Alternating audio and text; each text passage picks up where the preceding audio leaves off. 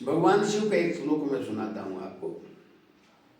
यस्यांके च विधाति भूधर सुता देवापगामस्तके बाले बाल विदुर्गले च गरलं यस्योरसि व्यालरात् सोऽयं भूत विभूषणः सुरवरः सर्वाधिपः सर्वदा सर्वा सर्वगता शिवा सचिनिभा श्री शंकर पातु माम्। और इसी के बाद गोस्वामी जी ने एक श्लोक लिखा जो संत पर भी लागू होता, भगवंत पर भी लागू होता। प्रसन्नतायाम न गताभिषेक, युद्धकांड का है। प्रसन्नतायाम न गताभिषेक तथा न ममले वनवास दुःखता मुखाम्बुजं श्री रघुनंदन समे सदास्तु सा मंजुल मंगल प्रदा। तो आचार्य जी, जैसे अभी अभय सिंह जो आए थे IITian बाबा, आपको महाकुंभ में वीडियोस दिखे होंगे ऑनलाइन, तो उन्होंने पहले क्लीन शेव नहीं कराया था, अपना वो दाढ़ी थी उनकी, तो हो सकता है वो श्रद्धालुवश आए हो और किसी भी वीडियो के माध्यम से वो वायरल हो गए हो। फिर उसके बाद उसके उपरांत उनकी एक इंस्टाग्राम पे आईडी भी दिखी, इंस्टाग्राम यूट्यूब पे उनका खुद का एक चैनल मिला हम लोगों को। उसके उपरांत जब फेमस होने के बाद उन्होंने अपना क्लीन शेव किया अपने हाथ से और फिर वो मीडिया में आए दोबारा, और इस बार उनकी वेशभूषा पूरे संत साधु वाली है। और एक तरफ वो ये कहते हैं कि मुझे मोह माया नहीं चाहिए, एक तरफ उनको इसका भी तकलीफ है कि उनकी माता जी और पिताजी में जो मतलब कि घरेलू हिंसा मारपीट होती थी, उसके उपरांत इनका मन बदल गया साधु जीवन जीने। क्या ये सही है या गलत है कि युवा वर्ग की जो पीढ़ी है उनके घर में भी आम तौर पे तो ये तो घरेलू हिंसा आम बात है, जो कम उम्र का बच्चा उनको देख के फॉलो कर रहा है, क्या ये बनता है कि वो अपने माने अपना स्वविवेक जब तक उसको जागृत ना हो उसके पहले ही वो साधु संत की वेशभूषा धारण करने के बारे में सोचे, उनसे प्रेरित होके, और बाद में उसको आभास हो आने वाले 20 साल 30 साल बाद, या IITian बाबा जो अभय सिंह है इनको भी बाद में आभास हो कि हमने ये गलत किया और मुझे अपने जीवन को थोड़ा और समझना चाहिए था और हमको वक्त देना चाहिए था लोगों को। क्या ऐसी भावनाएं साधु संत को आती हैं, मतलब कि ये जो युवा वर्ग की पीढ़ी बन रही है साधु संत, क्या इनको ये सब भावनाएं आनी चाहिए? देखिए, हमारे यहाँ जो हिंदू धर्म है जी, यहाँ 4 आश्रम है जी। ब्रह्मचर्य आश्रम। ब्रह्मचर्य आश्रम में पहले होता था कि 8 वर्ष से 25 वर्ष तक ब्राह्मण का पुत्र जाता था, तब पढ़ता था जी। 11 वर्ष से 25 वर्ष तक क्षत्रिय का पुत्र और 12 वर्ष से 25 वर्ष तक वैश्य का पुत्र। सबसे ज्यादा ब्राह्मण का पुत्र पढ़ता था, उसके बाद क्षत्रिय का पढ़ता था, वैश्य का पढ़ता था। इसीलिए ब्राह्मण ज्यादा पढ़ता था तो ज्यादा उसका दायित्व था। पहले सीढ़ी के पहले पायदान पे रखोगे तो ऊपर चले जाओगे। हाँ, ब्राह्मण जैसे कोई वस्त्र आप पहनेंगे तब उतारेंगे ना,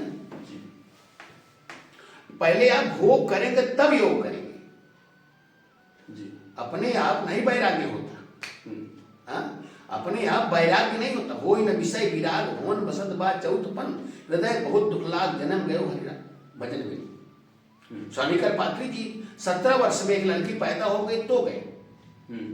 हाँ, स्वामी, मैं नहीं समझता हूं स्वामी करपात्री जैसा भारत में कोई विद्वान होगा, कोई पूरे विश्व की मैं बात कर रहा हूं ऐसा। उन्होंने कहा था धर्म का जय हो, अधर्म का नाश हो, प्राणियों में सद्भावना हो, विश्व का कल्याण हो, हर हर महादेव। चारों शंकराचार्य उनके जीवन पर समझ शिष्य रहे।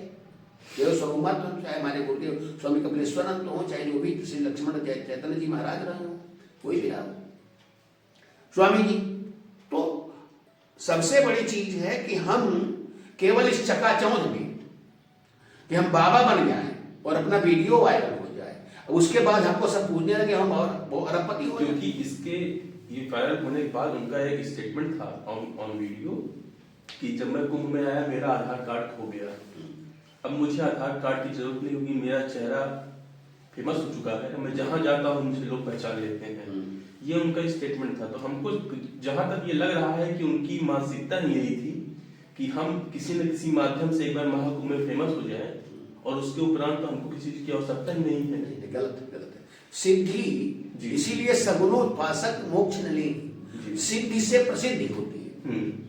हमारे यहाँ प्रक्रम है ना, सिद्धि जिसको मिलती है, सिद्धि मिलती है तो सुप्रसिद्ध होता है। भाई मेघनाथ को भी सिद्धि थी, रावण को भी सिद्धि थी, लेकिन सबने अपनी सिद्धि का दुरुपयोग किया कि नहीं किया?